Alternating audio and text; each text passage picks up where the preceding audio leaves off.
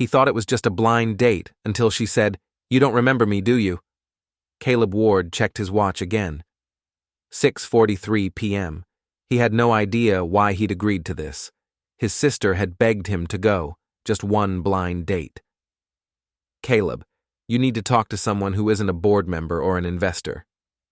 He had caved only to stop her relentless calls. Now he sat at Elm Street Cafe in the sleepy North Carolina town he'd left years ago, a place that still smelled of rain-soaked pine and roasted coffee. It was too warm inside, the chatter too close. The cafe's wooden beams, mismatched chairs, and shelves of used books felt like an alien world compared to the sleek glass and steel offices he called home. He had promised himself he'd give this exactly 15 minutes. Then he could leave with a polite smile and a clear conscience. When the door opened, he barely looked up. A gust of cold air slipped in, followed by a woman's quiet voice. "Caleb Ward?" He turned. She stood by his table, a touch out of breath. Her brown skin glowed softly under the cafe lights. Loose, wavy hair framed her face, with strands escaping against her cheek. Her dress was a simple floral pattern, not designer, but graceful. Her eyes were warm amber, alert, yet gentle. "I'm so sorry I'm late," she said. "The roads are terrible tonight." "It's all right," Caleb replied, rising automatically. He gestured toward the chair across from him. "Please." She smiled and sat, setting her small purse beside her. "Thank you for waiting. I almost thought you'd leave." "I considered it," he admitted dryly. Her laugh was low, genuine, and somehow disarmed him. They ordered black coffee for him, chamomile tea for her, and for a few minutes, the conversation skimmed the surface. Work, weather, how small the town still felt. She didn't mention his company, didn't ask about the magazine profiles or Forbes lists. It was oddly refreshing. Just as he began to relax, she leaned forward slightly, studying him. "You don't remember me, do you?" Caleb blinked. "I'm sorry?" A faint, knowing smile touched her lips. "You saved me once, Caleb. When I was just a hungry kid, hiding behind the book stacks." The words hit him like a soft but sudden blow. His fingers stilled around the coffee cup. Saved her? A hungry kid? Book stacks? He searched her face, the curve of her smile, the glimmer of memory that refused to form. Nothing clear, just a flicker, a whisper of a moment buried somewhere deep. He started, but the words fell away. Across from him, the woman with the warm brown skin and knowing eyes only smiled a little wider, her gaze steady. Caleb didn't remember, but something in her tone, in the quiet certainty of it, pressed against a locked place in his mind, a place he wasn't sure he wanted to open. Caleb stared at her, unsure how to respond. Across the table, the woman, Amira, held his gaze with calm confidence, as if she had expected his confusion. She took a slow sip of her tea, letting the silence linger. "I'm sorry," he said finally, voice low. "I really don't remember." "I didn't think you would," she replied gently, setting her cup down. "You were a teenager. I was a scrawny little girl in hand-me-downs. You had no reason to notice me." Caleb leaned back slightly, frowning. "And yet you're here." Amira gave a small shrug, almost playful. "I figured if fate was bold enough to toss us into a blind date together, I should at least say thank you properly." He searched her expression. She didn't seem to be toying with him. No hint of manipulation, no attempt to make him feel guilty, just honesty, a rare thing in his world. The server returned with their dinner orders. He had defaulted to the chef's special, some kind of rosemary chicken, while she chose the butternut squash soup and a side salad. Simple but comforting. As they began to eat, Caleb asked, "So what do you do now when you're not catching people off guard on blind dates?" Amira smiled. "I work part-time as a librarian, the Havenbrook Public Library in town." He raised an eyebrow. Still hiding behind the book stacks then. Only during story time, she teased, then added, It's mostly so I can spend more time with my daughter. You have a daughter? He asked, genuinely surprised. Nova, she said with a warm smile. She's 4, loves ballet, pink dresses, and dinosaur picture books. Caleb let out a short laugh. Sounds like a handful. She is, Amira nodded, her smile turning soft, proud. But she's the best part of my life. He found himself curious. Where's your husband? Her gaze flicked down for a brief second. There never really was one. It's just been me and Nova from the beginning. He nodded, respectful of her boundaries. That must be hard. Amira gave a light shrug. Sometimes, but this town makes it easier. People look out for each other mostly. Caleb's eyes drifted around the room. It's changed a little, but not much. You used to live here, didn't you? She asked. He hesitated. Yeah, a long time ago. My family moved away when I was 15. What happened? He met her eyes, debating. Then, quietly. My father's business collapsed. We lost everything. My mom passed away a few months after we left. Amira's expression softened. I'm sorry. He nodded once. It's fine. It was a long time ago. There was a pause. Then she asked, Do you remember the library at all? Barely, he admitted. I used to stop there after school. It was quiet. Peaceful. You brought a sandwich and orange juice every day, she said. He looked at her, startled. I remember, she continued, her voice a little quieter now. I used to sit near the children's section and pretend I was reading, but mostly, I was just trying not to be hungry. One day, you left your lunch on the table and walked away. You didn't say a word. I waited 10 minutes before touching it because I thought maybe it was a mistake. It wasn't, he said automatically, surprising even himself. She smiled. I figured that out eventually. And after that, every few days, you'd leave your lunch in the same spot. No note, no conversation, just kindness. Caleb's jaw tightened, emotions he could not name stirring behind his ribs. I never knew your name back then, she added. Not until tonight. He sat in stunned silence, the soup in front of him forgotten. A blurry image flickered in his memory. His brown hands setting down a brown paper bag next to a silent small girl with tangled dark curls. He had not thought about that in years, maybe ever. I didn't think anyone noticed, he said quietly. I did, Amira replied, and I never forgot. Caleb looked at her. Truly looked at her, not as a date, not as a stranger, but as someone tied to a version of himself he had long buried. For the first time in a long while, he did not feel like Caleb Ward, CEO. He just felt human. The next morning, Caleb sat at his hotel desk, staring at the untouched cup of coffee growing cold beside his laptop. He had told himself he was leaving town by noon. Meetings awaited him in Atlanta, the city skyline always ready to swallow him back into its steel rhythm. But something about last night lingered. Amira's voice, her story, the way her words had pulled a forgotten part of him back into focus. He told himself it was curiosity. That was all. By early afternoon, he found himself parking across from Havenbrook Public Library. The building was small, brick-faced with ivy curling around the windows. It looked exactly as he remembered it, and somehow nothing like it at all. He hesitated at the entrance, then pushed the door open. The warmth hit first, followed by the scent of old paper and vanilla-scented disinfectant. Children's laughter echoed softly from the far corner. He stepped inside and nearly laughed. The place was more chaotic than he'd expected.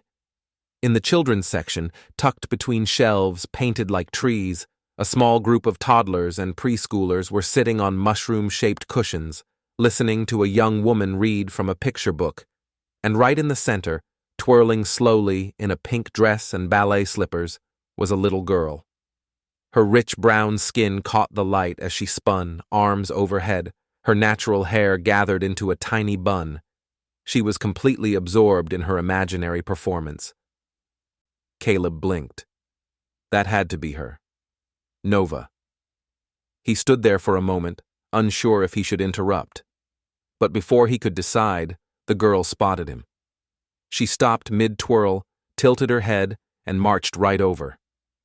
"You," she said matter-of-factly, pointing a tiny finger up at him. "Are you Mom's friend from the date?" Caleb's mouth opened and nothing came out. Every head in the reading circle turned. Even the librarian glanced up from her book with raised eyebrows. Amira appeared from behind a nearby shelf, clearly having overheard. "Nova!" she hissed, trying not to laugh. "Let's not shout our personal business across the whole library." Caleb, thoroughly embarrassed, managed a sheepish smile. "I knew it," Nova said triumphantly, ignoring her mother's gentle scolding. "You're the man from the date. The one with the serious face." Caleb chuckled. "Serious face, huh?" Amira approached, hands full of children's books. She looked amused. "I told her a little about you," she admitted, shooting Nova a look that was more playful than reprimanding. "Apparently, I may have described you as intense. You said he looked like a statue with a tie," Nova announced proudly. Caleb burst out laughing. "Well, that's one I haven't heard before." Amira shrugged with a smirk. "She's brutally honest. Gets it from her grandmother." Nova leaned in closer, studying his deep brown face with the unfiltered curiosity only a child could get away with. Then she whispered, not quietly at all, "Mr. Caleb, you're not scary at all like Mom said." Caleb froze. Amira's eyes widened. "Nova," but he raised a hand gently. "It's okay." Something in his chest cracked open just a little. That one sentence, spoken in a child's voice, completely sincere, cut through more layers than a dozen boardroom compliments ever had. "I promise I'm not scary," he told her softly. "I just forget how to smile sometimes." Nova nodded as if that made perfect sense. "You should practice. Smiling makes your eyebrows go up. It's better." He laughed again, his shoulders loosening more than he realized. Amira gave him a long, warm look. "What brings you here anyway?" He cleared his throat, only half lying. "I was in the area." "You came to a library in a town you haven't visited in over 10 years just to be in the area?" He gave her a look. "Maybe I was curious." "About me or about her ballet routine?" she asked, nodding toward Nova, who had already returned to her pirouettes among the bookshelves. "Both," he admitted. They stood side by side, watching the little girl spin and giggle, the light catching in her pink tulle skirt. And for the first time since he had returned, Caleb did not feel like a stranger in this town. He just felt seen. Caleb showed up at Amira's door just after 5, holding a brightly illustrated book in one hand.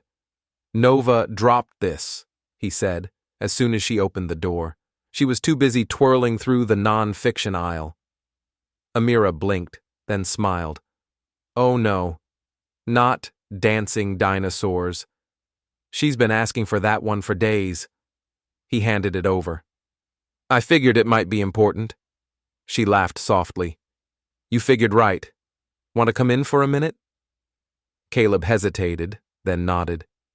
The house was small and older, but tidy and warm.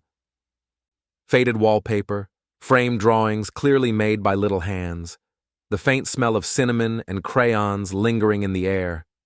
It was the kind of home built slowly with care, not money. He followed her into the living room as she set the book on the coffee table. Nova's tiny shoes were neatly lined up by the door, her pink ballet bag resting nearby. "Nova's with a neighbor," Amira explained. "They're making cookies. I only agreed because she promised not to touch the oven." "Smart, Mom." I've learned to pick my battles. As Caleb glanced around, his eye caught something on the dining table, a stack of mail, A pale yellow envelope sat half open on top. He wasn't trying to snoop, but the bold letters across the top were hard to miss. Final notice. Foreclosure warning. Amira noticed his pause. Her smile faltered. She crossed the room quickly, scooping up the papers and pressing them against her chest. "It's nothing," she said, too quickly. Caleb turned to her. "Amira, it's just a delay in payments. I'll work it out." Her tone was firm, almost defensive. "I didn't ask you here to talk about my bills." "I didn't think you did," he said gently. "But I'd like to help." She shook her head. "No, that's not why I invited you in." "I know." He took a step closer. "I also know the library is barely getting by. I've seen it. What if we worked on something together?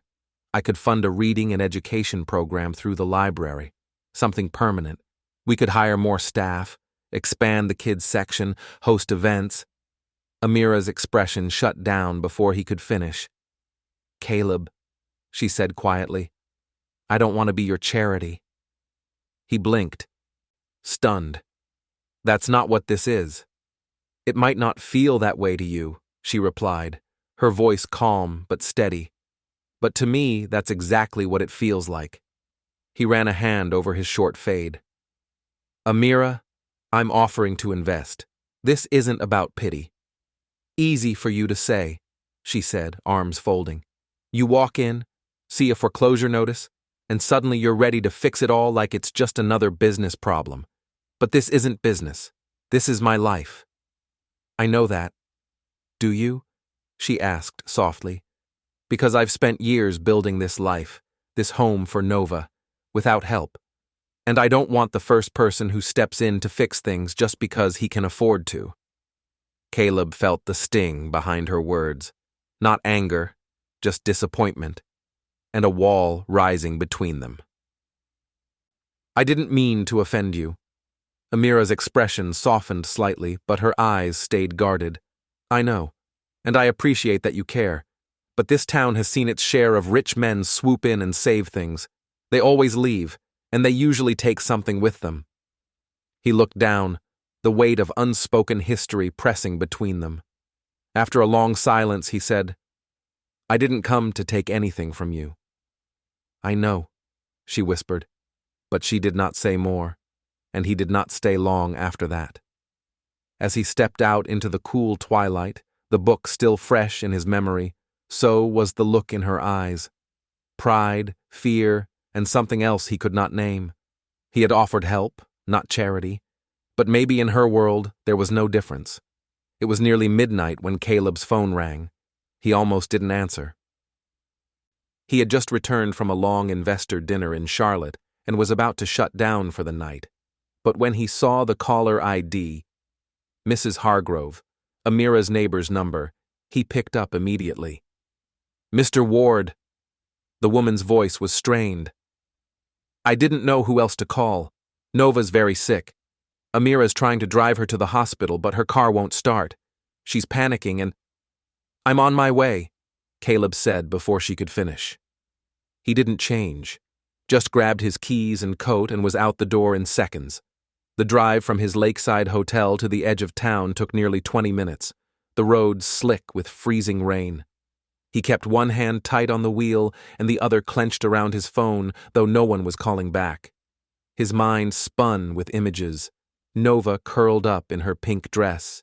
Amira's calm cracking, her worry deeper than pride could hide.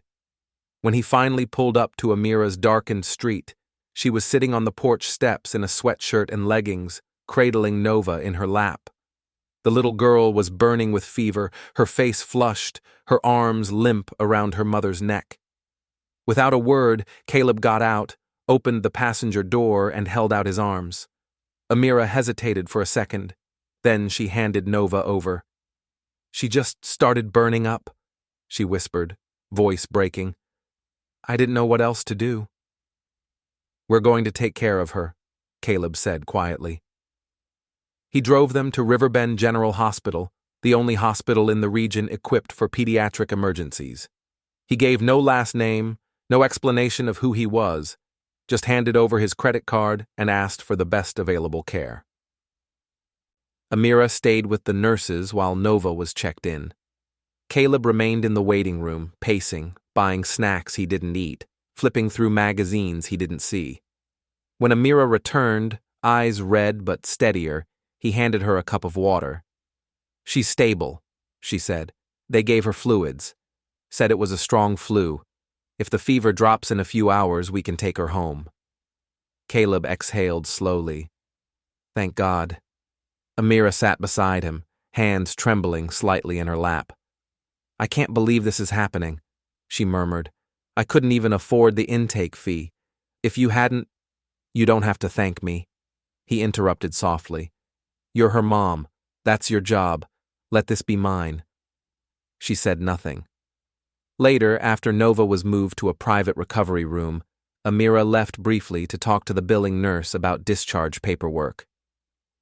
Caleb stayed. The room was dim, lit only by a small reading lamp in the corner. Nova slept fitfully, her brown cheeks flushed pink, her little fists curled by her chin. Caleb sat beside her, a children's picture book open in his lap, one of the ones she had proudly recommended at the library.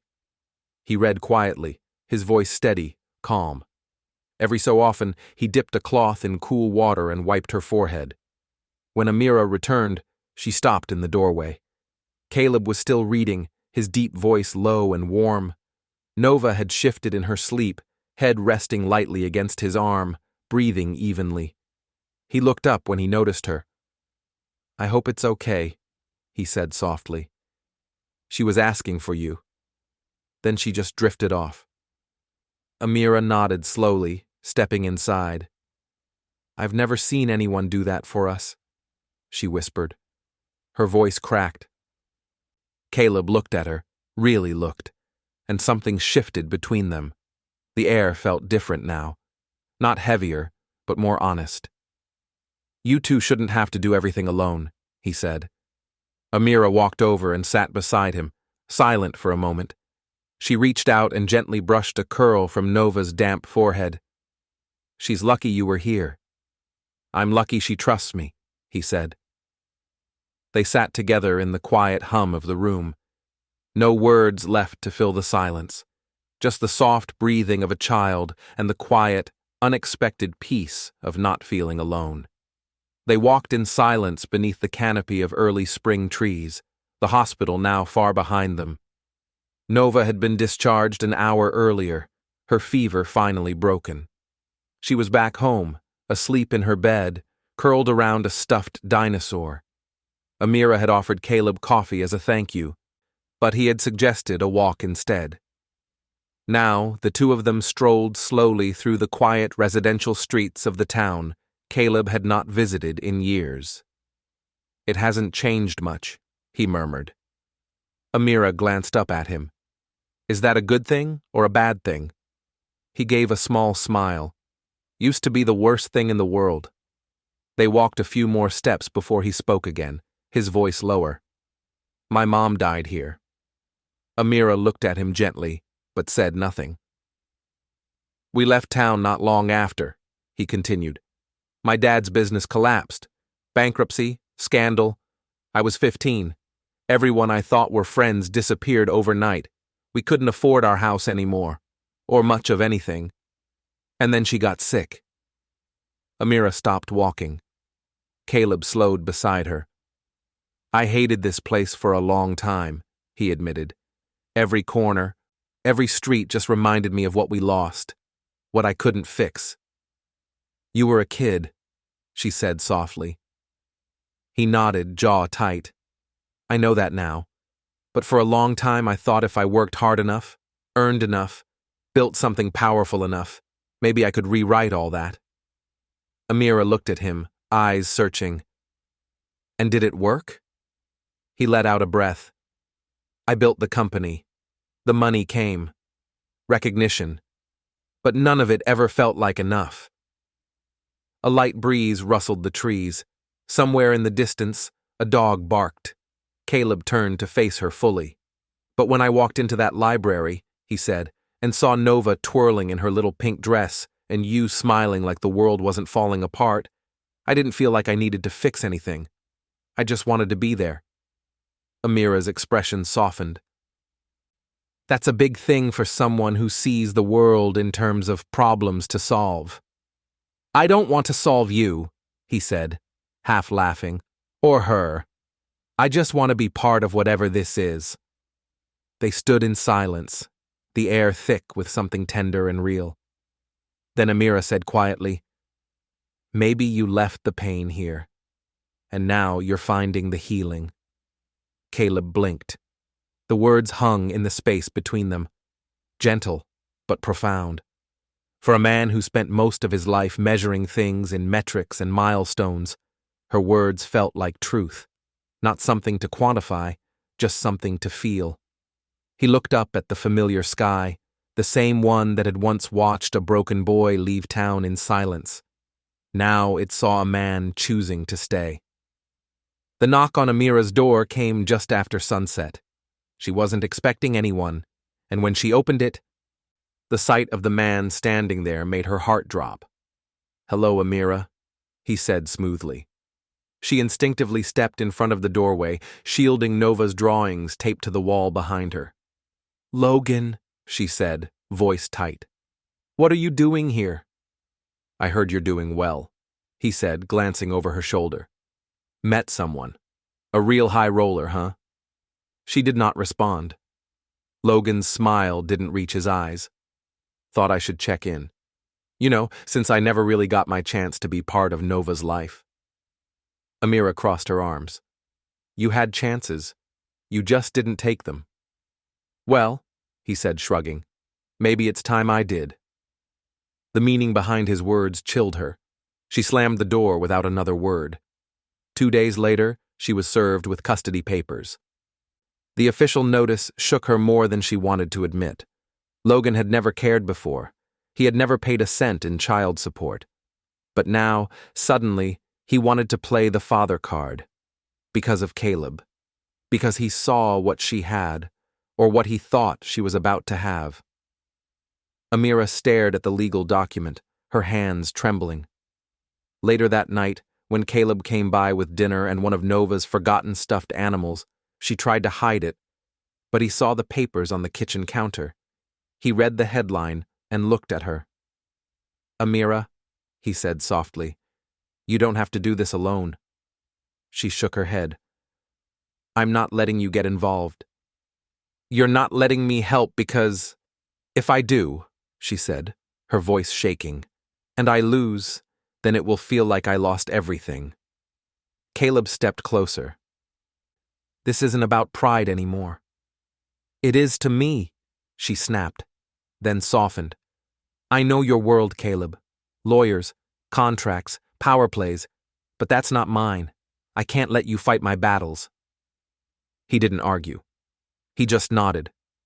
But when he left that night, he made one call, and his lawyers went to work. He told them only 2 things. Help her without ever mentioning my name, and make sure Nova never gets pulled into something ugly. The courtroom was small, quiet, filled with shadows and tension. Amira sat with her hands clasped tightly in her lap, barely hearing her attorney speak. Logan sat across from her, clean-shaven, wearing a borrowed suit and a smug expression. She hated how much power he still thought he had. Then the judge began reading from a letter that had been submitted with her file. Anonymous, but thorough. It detailed a private educational trust set aside for Nova's schooling, full medical coverage until age 18, and a commitment to support her quietly, without interference or public attention. No conditions, no strings. Amira turned in her seat. In the very last row near the door, Caleb sat alone. His dark eyes met hers. He gave her a small, almost imperceptible nod. She pressed her lips together, tears threatening. When the judge awarded her full custody and denied Logan's petition due to years of absence and lack of financial support, she closed her eyes and breathed for the first time in days. Outside, the spring air was still. Amira stepped down the courthouse steps, spotting Caleb near the sidewalk. She walked over slowly. "I told you not to get involved," she said quietly. "You told me not to fight for you," he replied. "So I didn't. I fought for her." Amira blinked, and something inside her cracked wide open. "You did all that without needing credit." "I did it because I could," he said simply, "and because she deserves a future with her mom, safe, secure, uninterrupted." Amira swallowed hard. "Thank you." Caleb gave a small smile. "You don't owe me anything." She took his hand. "I know," she whispered, "but I'm giving it anyway." 3 months later, the town looked different. Not in the way of buildings or streets, but in the way it felt to Caleb as he stepped out of his newly opened satellite office tucked above the cafe where he had first met Amira. The mornings were quieter here. The people waved, and for the first time in years, his calendar had breathing space built into it. Half the week he stayed in Atlanta. The other half, he was here, in the town he once ran from, now slowly becoming home again. That morning, he adjusted his tie in the mirror and glanced at the small box on his desk. Not velvet, not brand new. Just an old keepsake box with smooth edges and a gold hinge slightly scuffed from time. Inside, nestled on the cushion, was a ring, not an engagement ring. Not yet. He tucked it into the desk drawer and headed out. The ribbon-cutting ceremony for the newly expanded children's wing of Havenbrook Public Library was already underway when he arrived. Amira stood at the front, welcoming local families. Her natural curls were swept into a loose bun, her brown skin glowing, cheeks flushed from excitement. Nova ran ahead in her signature pink dress, twirling as usual, arms flung wide like she owned the world. The plaque outside read, "In celebration of curiosity and courage. Sponsored anonymously." Caleb stayed near the back, watching. When the speeches ended and the crowd filtered inside, he slipped away into his office upstairs to grab a file. He had just opened the door when a small voice piped up behind him. "Mr. Caleb, your office is messy." He turned to see Nova standing in the doorway, hands on her hips. He laughed. "I wasn't expecting company." She marched inside like she lived there, then paused at his desk. Her eyes lit up. "What's this?" she asked, reaching for the small box he'd left just slightly ajar. Caleb moved to stop her, but paused when she looked up at him with that innocent, unfiltered honesty. "Is this for Mom?" she asked. "Because I think she likes you now, a lot." Caleb smiled, kneeling beside her. "It's not a ring for asking a big question," he said, "but maybe for making a promise." Nova considered that, then nodded. That's okay. She still likes promises. Downstairs, music played softly, and the scent of fresh-baked cookies floated through the air.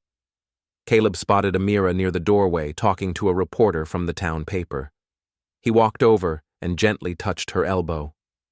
"Can I steal you for a second?" he asked. She turned, surprised but smiling. "Sure." They stepped outside to the back garden where string lights hung between trees and the laughter of children echoed faintly from inside. Caleb took a deep breath. "This town's changed," he said. Amira raised an eyebrow.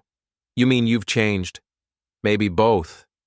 He pulled the small box from his pocket and held it out to her. She looked at it, then at him. "This ring," he said, opening it slowly, "isn't a proposal. Not yet. It's a promise." Amira's eyes welled as he continued. "A promise that I remember you now. Not just that moment in the library, but everything since, and I won't forget again." She didn't speak, just nodded through the tears, lips trembling. He slipped the ring onto her finger, a delicate, simple band with a pale stone, and she leaned forward, resting her forehead against his. From behind them, a giggle erupted.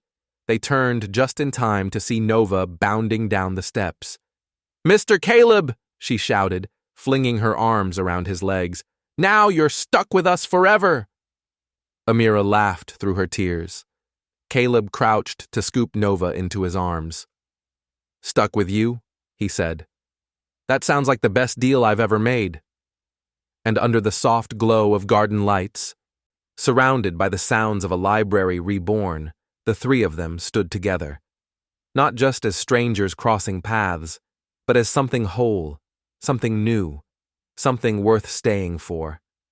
If this story touched your heart, imagine how many more are waiting to be told. Caleb, Amira, and little Nova showed us that healing can begin in the most unexpected places, and sometimes a forgotten act of kindness returns to change everything. Love doesn't always arrive with fireworks. Sometimes it whispers through old library books and quiet promises. If you believe in love that crosses barriers and stories that warm the soul, don't forget to like, comment, and subscribe to TribeAfriTales. New emotional journeys await you, stories of hope, healing, and the power of kindness.